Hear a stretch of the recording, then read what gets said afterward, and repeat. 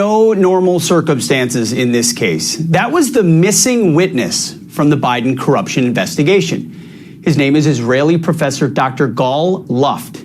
He laid out his bribery allegations against the president's family in an extraordinary video filmed in an undisclosed location while he is at this moment on the run. In the 14-minute recording obtained exclusively by the New York Post, the fugitive former Israeli army officer claims he was arrested in Cyprus to stop him from testifying to the House Oversight Committee that the Biden family received payments from individuals with alleged ties to Chinese military intelligence. The self-proclaimed fall guy says he provided the incriminating evidence to 6 officials from the FBI and the Department of Justice in a secret meeting in Brussels in March of 2019, but alleges that it was covered up. Over an intensive two-day meeting, I shared my information about the Biden family's financial transactions with CFC, including specific dollar figures. But perhaps the most alarming information I revealed was of a mole within the DOJ who shared classified information with Hunter Biden and his Chinese partners. After Brussels, I never heard back from the DOJ. But instead of showing appreciation for my whistleblowing, I became public enemy number 1. Yeah, they didn't have time to get back to him. He goes on to describe how over the next 4 years, he, his family, friends, and associates were harassed and intimidated. Finally, in February of this year, he was arrested in Cyprus on an extradition request from the Southern District of New York for allegedly violating the Export Arms Control Act. After his arrest, he tweeted, "I've been arrested in Cyprus on a politically motivated extradition request by the U.S. The U.S. is claiming I'm an arms dealer.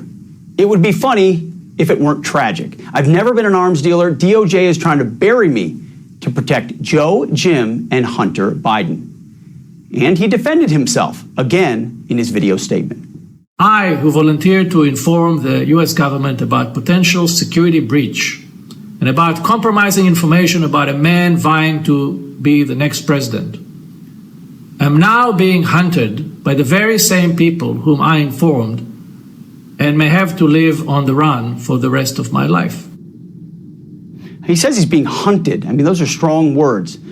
The New York Post reports that House Oversight Chairman James Comer, who was preparing to interview Luft before he disappeared, says he remains a potential witness in the Biden family probe, despite the fact that he is a fugitive at this moment. Luft's explosive allegations, well, they need to be addressed. And his motive couldn't be clearer. This does not have anything to do with partisan politics. I'm not a Republican. I'm not a Democrat. I have no political motive or agenda. I did it out of deep concern that if the Bidens were to come to power, the country would be facing the same traumatic Russia collusion scandal, only this time with China. Sadly, because of the DOJ's cover-up, this is exactly what happened. We've reached out to the DOJ, by the way, for a comment, and we have yet to hear back.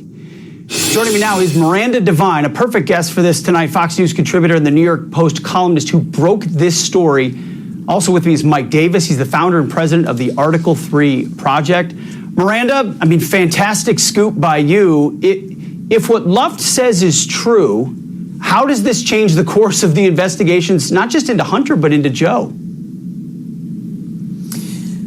Well, look, I think he's going to be a witness still. That's what James Comer wants to do. He was already in talks to be a witness when he was arrested. He is a fugitive. Obviously, that discredits him somewhat, but perhaps that is the aim, to stop him, as he says, to stop him from testifying. The things that he told me about the Brussels meeting and other facts about the Bidens have been corroborated since he told me about them in other ways. He's given me a document to show that that Brussels meeting was in fact scheduled by the Southern District of New York. He's described by people who knew him in Washington, D.C. as a credible person with deep intelligence ties. He founded and ran a sort of an energy think tank, which had as its advisors such luminaries of sort of Washington, D.C. life as the former CIA Director James Woolsey, former NSA Director Robert McFarlane. So he was well plugged into Washington, and he was, it is correct, I have verified that he was partners with the very Chinese from CEFC that Hunter Biden and his uncle Jim Biden were receiving money from, millions of dollars. And so I guess he had the access to be able to know that information. We've heard about an FBI mole before. He's now put flesh on the bones of that. It definitely is a serious set of allegations. They should have been investigated, and it appears yet again that they weren't. He would be the fifth whistleblower whose allegations about the Bidens were just buried by the DOJ. Yeah, folks are blowing the whistle all over the place and no one's hearing it. The game just continues. Mike, anyone involved in Hunter's corrupt business dealing, they're not going to be a Boy Scout. And Dr. Gall Luft appears to be no exception to that. But does that discredit his allegations in your mind? Or, I mean, there are going to be unsavory characters here if we're talking about these types of dealings. I mean, we're talking about the Bidens. This is the Bidens who face an allegation that they took $10 million in foreign bribes and threatened to pull $1 billion in U.S. aid from Ukraine if the president didn't fire the prosecutor in Ukraine investigating Burisma and the Bidens. This is the Biden Justice Department that just cut a sweetheart deal with Hunter Biden on failing to file taxes and giving essentially a deferred sentence on a felony gun charge to cover up 2 years of millions and millions of dollars of alleged foreign corruption and bribes of the Bidens. I would say about this whistleblower, he named specific names, dates, places, amounts. The House Oversight and or the House Judiciary Committee and or the House Ways and Means Committee need to start issuing subpoenas for depositions of these people at the Justice Department, these 6 specific officials at the Justice Department that he named, and have them come in, provide their documents, get the embassy officials in Brussels and run this down. Yeah, no doubt. Miranda, the left is surely, we know what their playbook looks like. They're going to try to downplay all of these allegations due to his shady past. But I don't remember the left ever having a problem with hyping, I don't know, like Michael Cohen as the star witness against Trump. I mean, they're shameless in this way. So will he get a chance to actually present this evidence either before the committee or in a way that the public will?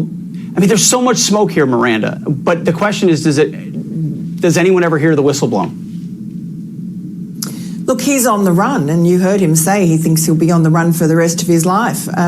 He tells me that he's really in fear of his life as well. So who knows if he can testify by, I don't know, remote video or by sending in a video. I don't know how Comer will figure that out. But what we do know is that the Democrats are absolute past masters at trashing every whistleblower that comes forward. And you're seeing in real time as they're doing it to the IRS whistleblower, Gary Shapley, a man with an impeccable record of honesty and integrity who has recovered billions of dollars for this country. And you just watch how they tear him down. Yeah, they will. It's exactly right. Miranda and Mike, thank you very much for your time tonight. We appreciate it.